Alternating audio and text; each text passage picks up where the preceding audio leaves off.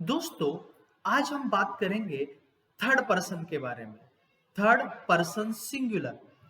अगर मुझे third person का रूटीन बताना है तो इंग्लिश में कैसे बताते हैं, आज उसके बारे में हम डिस्कस करते हैं। ठीक है। पहले तो मैं आपको ये क्लियर कर दूं कि फर्स्ट पर्सन क्या होता है, सेकंड पर्सन क्या होता है और थर्ड पर्सन सिंगुलर क्या होता है। ठीक है। अब यहाँ पे मैं वर्कशीट शेयर करता हूँ, just wait for a minute. अब देखो, अब यहाँ पे मैं आपको चित्र के माध्यम से समझाने की कोशिश करता हूँ।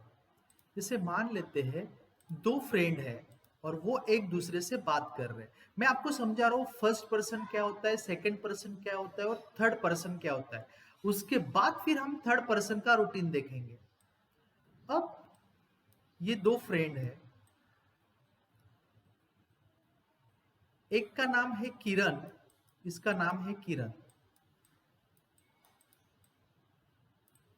और ये बातें कर रहा है उसका एक दूसरा फ्रेंड है संदीप के साथ। अब ये है संदीप। ठीक है। अब ये दोनों फ्रेंड बात कर रहे हैं। तो दोस्तों, जो व्यक्ति बोलता है, मान लेते अभी किरण कुछ बोल रहा है और संदीप सुन रहा है, तो किरण हो गया फर्स्ट पर्सन और हम फर्स्ट पर्सन को इंग्लिश में आई बोलते हैं। और संदीप जो है वो सुन रहा है, तो संदीप हो गया सेकंड पर्सन और सेकंड पर्सन को दोस्तों इंग्लिश में यू बोलते हैं। ठीक है। अब कुछ देर बाद किरण ने बोलना स्टॉप किया और संदीप ने बोलना चालू किया। अब संदीप ने बोलना चालू किया तो संदीप कौन हो गया? ऑब्वियसली फर्स्ट पर्सन, तो ये खुद को आई बोलेगा। और किरण यहां पे सुन रहा है, तो किरण हो गया सेकंड पर्सन, तो किरण खुद को सॉरी संदीप उसको यू बोलेगा। ठीक है। तो इसका मतलब दोस्तों, जो व्यक्ति बोलता है, जो व्यक्ति बात करता है, वो फर्स्ट पर्सन होता है, वो खुद को आई बोलता है। और सामने वाला व्यक्ति जो होता है वो सेकंड पर्सन होता है और उसको इंग्लिश में यू बोला जाता है। ठीक है। अब फिर से हम, अब इन दोनों ने क्या किया, एक दूसरे के बारे में बात कर ली। अब ये किरण और संदीप, उनका एक कॉमन फ्रेंड है, उनका एक कॉमन फ्रेंड है जयेश। अब ये दोनों बात कर रहे हैं जयेश के बारे में, जयेश के बारे में। तो दोस्तों, किरण और संदीप के लिए जयेश जो हो गया थर्ड पर्सन सिंगुलर। समझो, ये सिर्फ थर्ड पर्सन नहीं है, ये है थर्ड पर्सन सिंगुलर। ठीक है। अब किरण और संदीप जयेश के लिए यूज करेंगे ही। ठीक है। अब उन्होंने जयेश के बारे में भी बात कर लिया। फिर से संदीप और किरण के एक कॉमन फ्रेंड है और वो है पूजा। अब वो बात कर रहे हैं पूजा के बारे में। तो इन दोनों के लिए, मतलब किरण और संदीप के लिए, पूजा, पूजा भी हो गई third person singular. Fourth person English में नहीं आता है, थर्ड पर्सन। पूजा थर्ड पर्सन लेकिन सिंगुलर। सिंगुलर ये शब्द बहुत इंपॉर्टेंट है। तो दोस्तों, तुम्हें और मुझे छोड़ के अगर हम तीसरे एक व्यक्ति के बारे में बात करेंगे तो उसको बोला जाता है थर्ड पर्सन सिंगुलर। जैसे मैं और आप बात कर रहे हैं और हम दोनों बात कर रहे हैं मेरे पापा के बारे में, तो पापा हो गए थर्ड पर्सन सिंगुलर। आप और मैं बात कर रहे हैं मेरे मम्मी के बारे में, तो मम्मी हो गई थर्ड पर्सन सिंगुलर। लेकिन जब हम दोनों बात करेंगे मम्मी और पापा की, तो वो हो जाएंगे थर्ड पर्सन प्लूरल। आज हम थर्ड पर्सन प्लूरल की बात नहीं कर रहे हैं, हम थर्ड पर्सन सिंगुलर की बात कर रहे हैं। तो दोस्तों, जब हम थर्ड पर्सन सिंगुलर का रूटीन जब हमें बताना होता है कि भाई, मैं अगर आपको पूछूं कि आपके मम्मी का रोज का शेड्यूल क्या है, आपके पापा रोज क्या करते हैं, आपके भाई का डेली का रूटीन क्या है, तो दोस्तों जब हम थर्ड पर्सन सिंगुलर की बात करेंगे तो यहां पर हमें या तो ही लगाना पड़ेगा या तो शी लगाना पड़ेगा।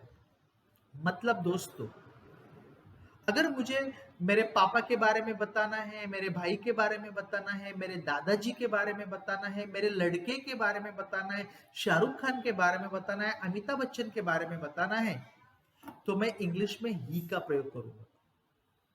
मतलब कोई भी पुरुष है और पुरुष के बारे में अगर मैं बात कर रहा हूं तो मैं इंग्लिश में ही का प्रयोग करूंगा, चाहे मुझसे छोटा हो या मुझसे बड़े हो। अब मुझे मेरे लड़के का रूटीन बताना है, मेरा लड़का तो मुझसे छोटा है, तो मैं उसके लिए ही का प्रयोग करूंगा। और अगर मुझे मेरे पापा का रूटीन बताना है, मेरे पापा मुझसे हर चीज में बड़े हैं, अनुभव में, उम्र में, तो भी मैं उनके लिए ही का प्रयोग करूंगा। और दोस्तों, अगर मुझे मेरे मम्मी का रूटीन बताना है, मेरे लड़की का रूटीन बताना है, मेरे वाइफ का रूटीन बताना है, मेरे सिस्टर का रूटीन बताना है, तो मैं यहां पर शी लगाऊंगा। मतलब कोई महिला है तो हम शी लगाएंगे, और कोई पुरुष है तो हम ही लगाएंगे। ठीक है। और उसके बाद दोस्तों एक्शन आएगा, उसके बाद हमें यूज करना पड़ेगा एक्शन। और एक्शन के साथ मुझे या तो यस लगाना है या तो यस लगाना है। इसके कुछ नियम है कि कब यस लगता है और कब यस लगता है। लेकिन अगर मैं बात करूं कि बोलने के समय मुझे स की मात्रा निकालनी है, जैसे कि हमने देखा था दोस्तों, जब मुझे खुद का रूटीन बताना है तो मुझे दो ही अक्षरों की जरूरत पड़ी थी, आई, और आई के बाद एक्शन। इसी तरीके से जब मुझे थर्ड पर्सन का रूटीन बताना है तो उसके लिए भी मुझे दो ही अक्षरों की जरूरत पड़ेगी, ही के बाद एक्शन या तो शी के बाद एक्शन। लेकिन यहां पे मुझे स का उच्चार करना है। एग्जाम्पल देखते हैं, जैसे अगर मुझे मेरा रूटीन बताना है तो मैं बोलूंगा I get up by 6 o'clock। ठीक है। लेकिन अगर दोस्तों मुझे थर्ड पर्सन का रूटीन बताना है, समझो मुझे मेरे पापा का रूटीन बताना है, तो मैं पापा के लिए ही लगाऊंगा। और मैं यहाँ पे गेट अप नहीं, मैं यहाँ पे गेट्स अप बोलूंगा। He gets up by 6 o'clock। ठीक है। मैं मेरे लिए बोलूंगा आई गो, लेकिन मैं पापा के लिए बोलूंगा ही गोज। मैं मेरे लिए बोलूंगा आई कम, लेकिन मैं मेरे पापा के लिए बोलूंगा ही कम्स। मतलब यहाँ पे अगर आप एक चीज मार्क करोगे तो मैं हर एक क्रिया में मैं स का उच्चार लगा रहा हूं जब मैं थर्ड पर्सन की बात कर रहा हूं। जैसे he comes, he goes, he plays, he dances, he eats, he drinks. अब देखो दोस्तों, मैं मेरे मम्मी का रूटीन शेयर करता हूं। अब जबकि मुझे मम्मी का रूटीन शेयर करना है तो मैं यहां पे शी का प्रयोग करूंगा, शी। जैसे शी गेट्स अप, सबसे पहले उठती है मम्मी। मैं यहां पे आपको इज नहीं लगाना है और आईएनजी भी नहीं लगाना है, क्योंकि ज्यादातर लोगों को ऐसा लगता है कि ही है तो इज आएगा, शी है तो इज आएगा।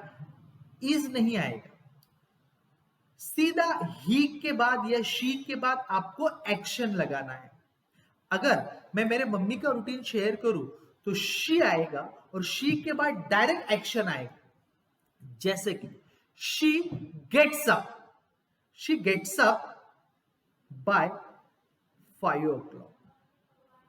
After that she gets ready, then she prays to God for some time, then she has breakfast.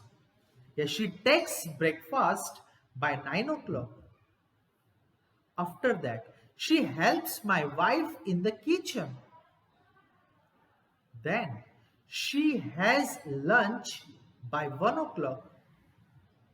After that, she takes rest in the afternoon for some time. Then she goes to the vegetable market to buy vegetables. After that, she goes to the temple in the evening. Then she spends some time with her grandchildren. Sorry. She spends some time with her grandchildren. She watches TV for some time. After that, she has dinner by 8:30 and she goes to the bed by 10 o'clock. दोस्तों,